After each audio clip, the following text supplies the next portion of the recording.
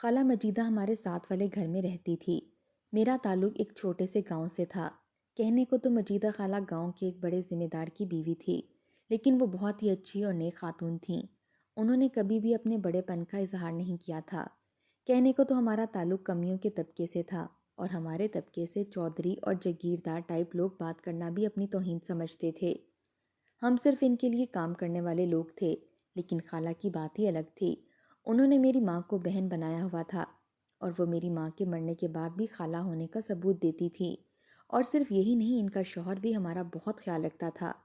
شاید یہی وجہ تھی کہ گاؤں کے باقی کمیوں کی طرح ہمارے ساتھ بہت غلط سلوک نہیں کیا جاتا تھا، کیونکہ ہمارے ساتھ جہاں زیادتی کی جاتی، یہ لوگ ہمارے ساتھ کھڑے ہو جاتے تھے، اس لیے ہم دل سے ان کی عزت کیا کرتے تھے۔ میری ماں ایک دوسرے گاؤں سے تھی، اور وہ ذات کی کمہارن تھی، اس لیے وہ بہت اچھے چولہے، تندور اور مٹی کے برتن بنایا کرتی تھی۔ پورے گاؤں میں اس کے ہاتھ کے تندور کی دھوم تھی۔ یہ گیس وغیرہ جیسی عیاشی تو ہمارے گاؤں تک نہیں آئی ہوئی تھی۔ صرف بڑے چودھریوں کے گھر میں ہی گیس سلنڈر والا ہوا کرتا تھا، لیکن ان کے گھر میں بھی میری ماں کے ہاتھ کا بنا ہوا تندور لگا تھا، اور ہمارے گھر میں جو تندور لگا ہوا تھا، اس کو میری ماں کے جانے کے بعد بھی میرا باپ بہت سنبھال سنبھال کر رکھتا تھا۔ میری بہن چھوٹی تھی، لیکن وہ پھر بھی تندور میں روٹیاں لگا لیا کرتی تھی۔ خالہ مجیدہ کی بیٹی اکثر ہمارے گھر میں روٹیاں لگانے کے لیے آتی تھی، کیونکہ اس کی میری بہن سے بہت دوستی تھی، اور وہ دونوں باتیں کرتے ہوئے روٹیاں لگاتی رہتیں۔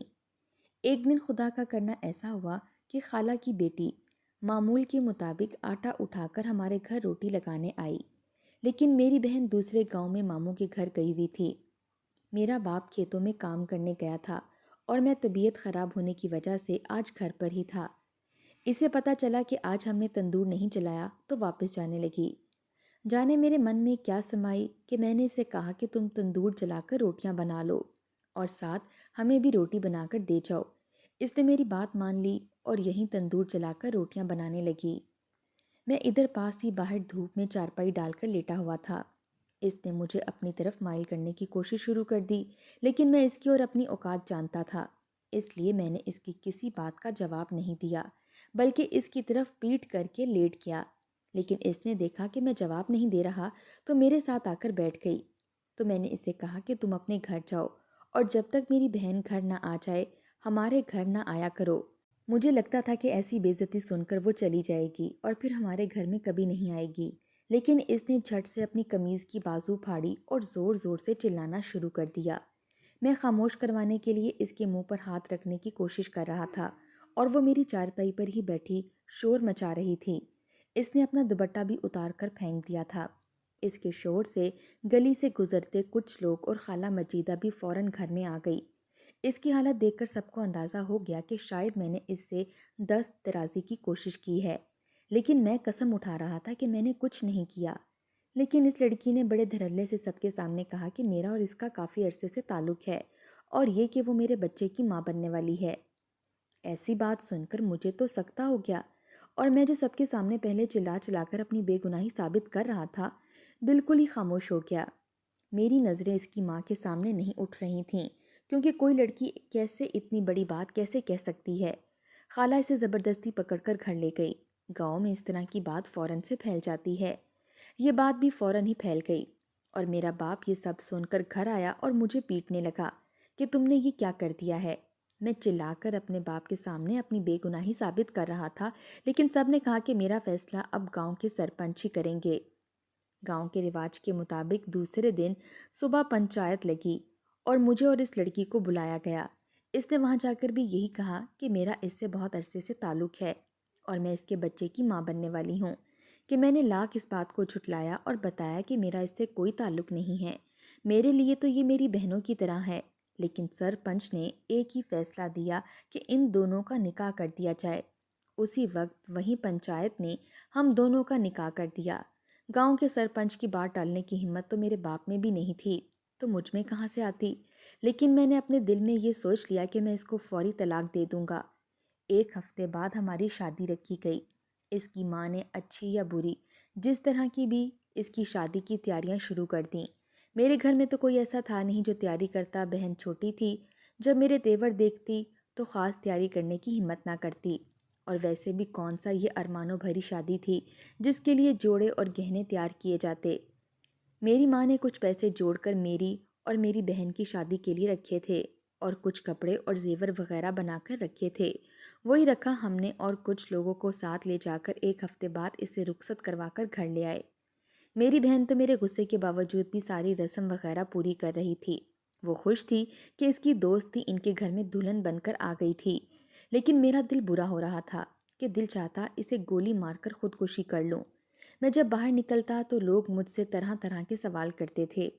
میرے پاس ان کے کسی سوال کا جواب نہیں ہوتا تھا، کیونکہ میرے اندر تو ایسی کوئی بات تھی ہی نہیں۔ خدا خدا کر کے شادی کی پہلی رات آئی۔ باپ کے بہت سمجھانے پر میں کمرے میں گیا تو جا کے ساتھ ہی میں نے اسے بتا دیا کہ میں اس رات کی صبح ہوتے ہی اسے طلاق کا تحفہ دے دوں گا۔ اسے مجھ سے شادی کرنے کا شوق ہو رہا تھا تو یہ شوق پورا ہو گیا ہوگا، کیونکہ سچائی کیا ہے وہ بھی جانتی ہے اور میں بھی، اس لیے کسی اچھی بات کی امید تو نہ رکھے۔ اس نے کہا کہ میں جانتی ہوں تم مجھ پر بہت غصہ ہو، وہ جو الزام میں نے تم پر لگایا تھا اس پر غصہ ہونا بنتا بھی ہے، لیکن پہلے تم تحمل سے بیٹھ کر میری بات سن لو۔ اگر اس کے بعد بھی تم مجھے طلاق دینا چاہو گے تو مجھے کوئی اعتراض نہیں ہوگا۔ مجھے حیرت بھی ہوئی کہ ایسی کیا بات ہے، اور تجسس تو پہلے سے میرے دماغ میں تھا کہ اس نے اتنا بڑا قدم اٹھایا ہی کیوں۔ اس لیے میں خاموشی سے بیٹھ گیا۔ اس نے کہا کہ تم بھی جانتے ہو کہ میں ایک بڑی ذات کی لڑکی ہوں اور تم ایک چھوٹے ذات کے لڑکے۔ اگر سیدھے سبھاؤ سے تمہارا باپ رشتہ لے کر جاتا بھی تو میرے ماں باپ کبھی بھی اس رشتے کے لیے راضی نہ ہوتے۔ مجھے وہ لاکھ زبان سے بولیں ہم بہن بھائی ایک ہیں، لیکن ذات برادری کی زنجیریں ان کو یہ کرنے نہیں دیتیں، اور مجھے تم سے کوئی لگاؤ نہیں ہے۔ میں نے یہ سب جان بوجھ کر اس لیے کیا ہے کہ میں تمہیں اور تمہارے سارے گھر والوں کو بچانا چاہتی ہوں۔ ایسا کرنے کو مجھے تمہاری مرحوم ماں نے کہا تھا۔ میں نے غصے سے کہا کہ اب یہ ساری بات میری ماں پر مت ڈالو۔ اس نے کہا کہ مجھے یقین تھا تمہیں پھر بھی یقین نہیں آئے گا، اس لیے کہ ان کا خط سنبھال کر رکھا ہوا ہے، اور اگر تمہیں خط پر بھی یقین نہیں ہے جو اس نے اسی لیے لکھا تھا کہ اگر کبھی وہ زندہ نہ رہے تو تمہیں یہ خط دیکھ کر یقین آ جائے، میں قسم کھا کر کہہ رہی ہوں کہ یہ تمہاری ماں کی خواہش کی وجہ سے ہوا تھا۔ وہ چاہتی تھی کہ تمہاری مجھ سے شادی ہو، اور ایسا وہ کیوں چاہتی تھی یہ مجھے نہیں معلوم، لیکن اس نے مجھے یہی کہا تھا کہ اگر تم نے میرے بیٹے سے شادی نہیں کی تو جیسے ہی وہ 22 سال کا ہوگا اسی دن مر جائے گا، اور اس کے مرتے ہی اس گھر پر ایسا عذاب ٹوٹے گا کہ نہ صرف یہ گھر بلکہ شاید یہ سارا ہی گاؤں ختم ہو جائے گا۔ تمہاری ماں نے میرے قدموں میں اپنا دوپٹہ رکھا تھا اور ہاتھ جوڑ کر مجھے کہا تھا کہ کسی بھی طرح میرے بیٹے سے شادی کر لینا، اور ابھی کچھ دنوں میں تم 22 سال کے ہونے والے ہوگے۔ میرے خاندان سے میرے رشتے آ رہے تھے، میرا کیا تھا، میں تو کسی سے بھی شادی کر لینی تھی، اور اگر ایسا ہو جاتا تو تم نے تو مرنا ہی تھا، تمہارے ساتھ نہ جانے کتنے ہی لوگ مر جاتے۔ اس کے ساتھ ہی اس نے مجھے وہ خط دکھایا جو میری ماں نے لکھا تھا۔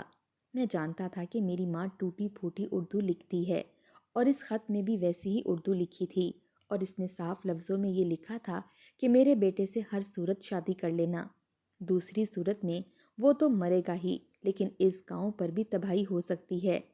میں جانتی ہوں کہ جب تم لوگوں کی شادی ہوگی میں زندہ نہیں ہوں گی، میں اپنے خون سے اس تباہی کو روک رہی ہوں، باقی کی تباہی تم دونوں روک لینا۔ مجھے تو کسی بات کی سمجھ نہیں آئی، لیکن میں نے اسے کہا کہ اسے یہ ساری باتیں مجھے پہلے بتانا چاہیے تھیں۔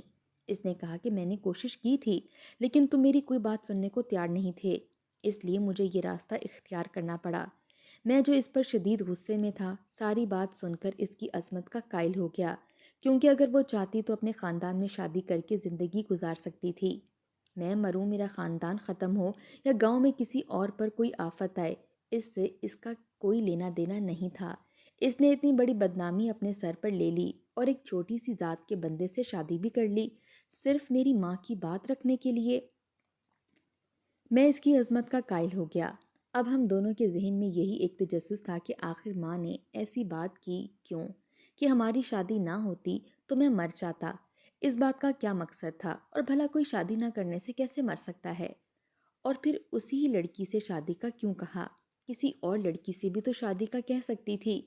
ہمارے اپنے خاندان میں بہت لڑکیاں تھیں، لیکن ایسا کوئی بھی کلیو ہمارے دماغ میں نہیں آ رہا تھا جو سارے راز سے پردہ اٹھا سکتا۔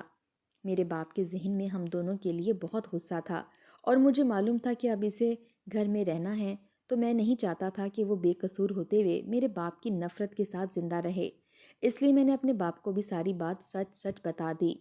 وہ بھی یہ بات سن کر حیران ہوا اور وہ بھی اس لڑکی کی بہت عزت کرنے لگا جو اس کی بہو تھی۔ بہن تو پہلے ہی اس کی دوست تھی، لیکن اب صورتحال یہ تھی کہ اس کے گھر والوں کو یہ بات بتائی جائے تاکہ وہ لوگ جو اس کے بارے میں غلط سمجھ رہے ہیں، اس سے نفرت کر رہے ہیں، وہ ختم ہو جائے۔ لیکن ابھی وہ لوگ غصے میں تھے، نہ میری بات سنتے اور نہ ہی اپنی بیٹی کی۔ اس لیے کچھ دن ٹھہر کر ہم دونوں اس کی ماں کے گھر گئے۔ اس کی ماں اور باپ دونوں کو بٹھا کر ساری بات بتائی۔ انہیں بھی بالکل یقین نہیں آ رہا تھا، لیکن سارے ثبوت دیکھنے کے بعد اور ہماری قسم کھانے کے بعد انہیں یقین آ گیا، اور وہ بھی اپنی بیٹی کے اس عمل سے بہت خوش تھے۔ انہوں نے کہا کہ اگر ایسی بات تھی تو تمہیں پہلے بتانا چاہیے تھا، کیونکہ ہم بھی کوئی اتنے سنگ دل نہیں ہیں کہ کسی کی زندگی کو داؤ پر لگا دیتے۔ اس نے کہا کہ میں آپ لوگوں کو شادی سے پہلے کچھ نہیں بتا سکتی تھی، صرف ایک ہی شخص تھا جسے میں بتا سکتی تھی، شادی سے پہلے بھی یہ سب۔ دوسری صورت میں اگر شادی سے پہلے میں یہ راز کھول دیتی تو اس شادی کی اہمیت ختم ہو جاتی، ہم شادی بھی کر لیتے، لیکن وہ سب ضرور ہوتا جس کو ہونے سے بچانے کے لیے یہ شادی کی گئی ہے۔ میرے والدین اور اس کے والدین نے ہمیں معاف کر دیا اور ہم خوشی خوشی رہنے لگے، تو لوگ بھی 4 دن باتیں کر کے اس بات کو بھول گئے اور ہماری زندگی کچھ آسان ہونے لگی۔ بڑے سب لوگ اس بات کو بھول گئے تھے اور اپنی زندگی میں مصروف ہو گئے تھے، لیکن ہم دونوں کا تجسس ہمیں چین نہیں لینے دیتا تھا کہ ماں نے یہ بات کیوں کی تھی۔ اس لیے ایک دن میں اپنے ننیہال کے گاؤں گیا اور وہاں پر جا کر اپنے ماموں سے بات کی، ان کو بتایا کہ یہ سب کچھ ماں نے کہا تھا کہ آپ اس کے بارے میں کچھ جانتے ہیں۔ انہوں نے بتایا کہ وہ زیادہ کچھ نہیں جانتے، لیکن ہاں، میری ماں یہاں پر ایک بہت بڑے پیر تھے، ان کے پاس جایا کرتی تھیں، لیکن اب وہ پیر فوت ہو چکے ہیں۔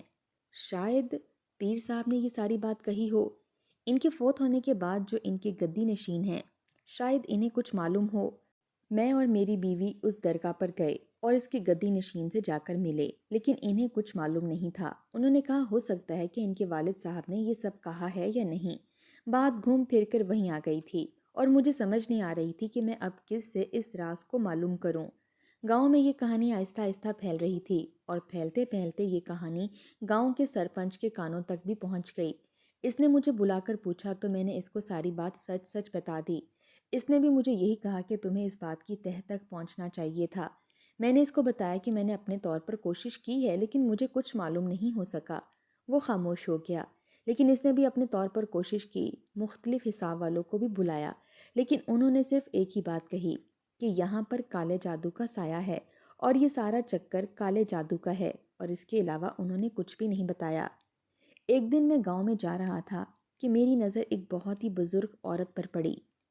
اچانک مجھے یاد آیا کہ بہت بچپن میں نے ان اماں کو اپنے گھر میں آتے جاتے دیکھا ہے۔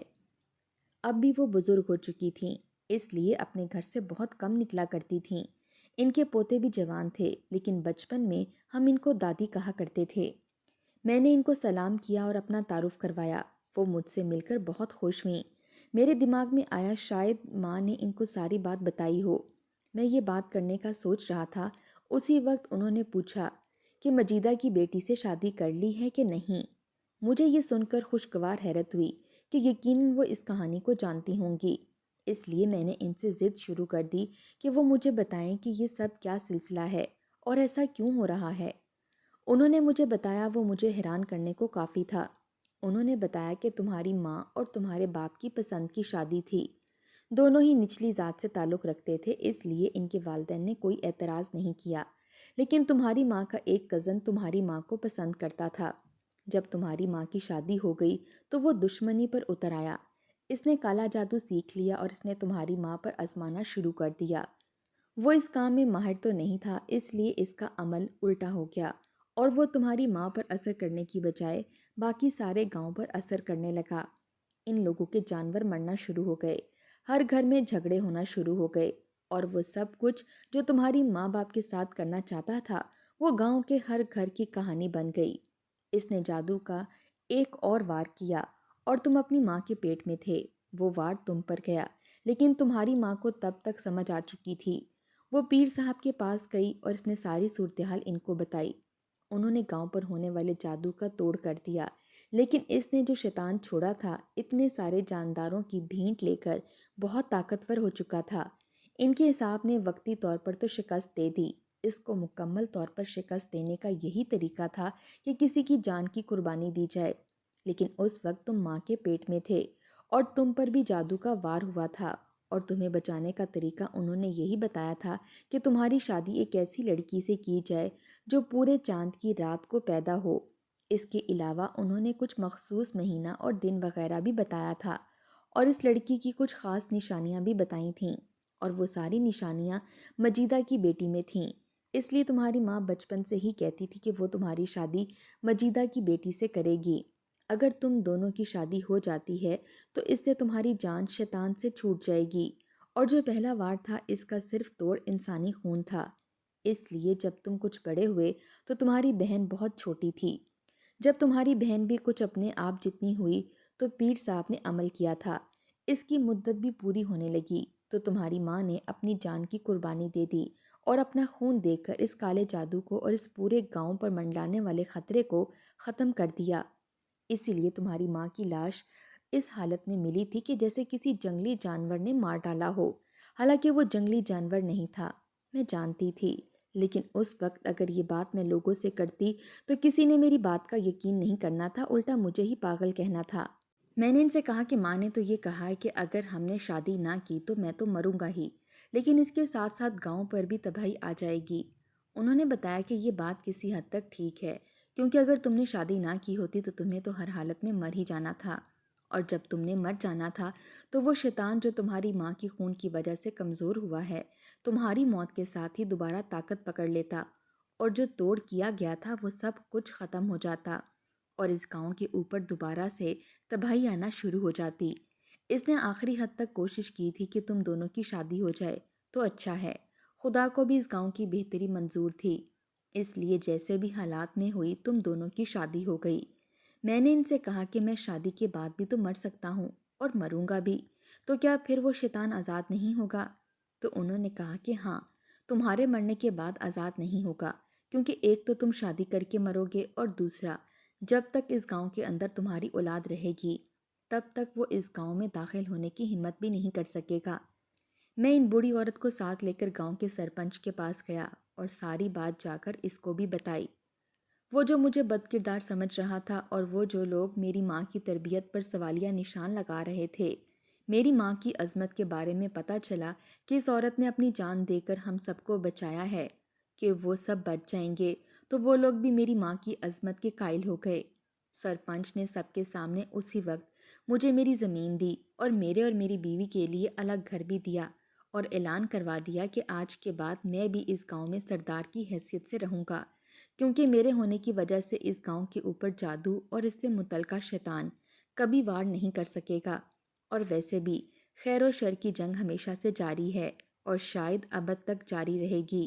خیر اپنا زور لگاتا ہے اور شر اپنا، کبھی شر بھی غالب آ جاتا ہے، لیکن جب وہ حد سے بڑھنے لگتا ہے تو اللہ پاک کا نظام حرکت میں آ جاتا ہے اور اس کے مقابلے میں خیر کی کوئی بڑی طاقت آ جاتی ہے، اور یہ جنگ تو شاید کبھی ختم نہیں ہوگی، لیکن اس جنگ میں خیر کا ایک نمائندہ بنا تھا۔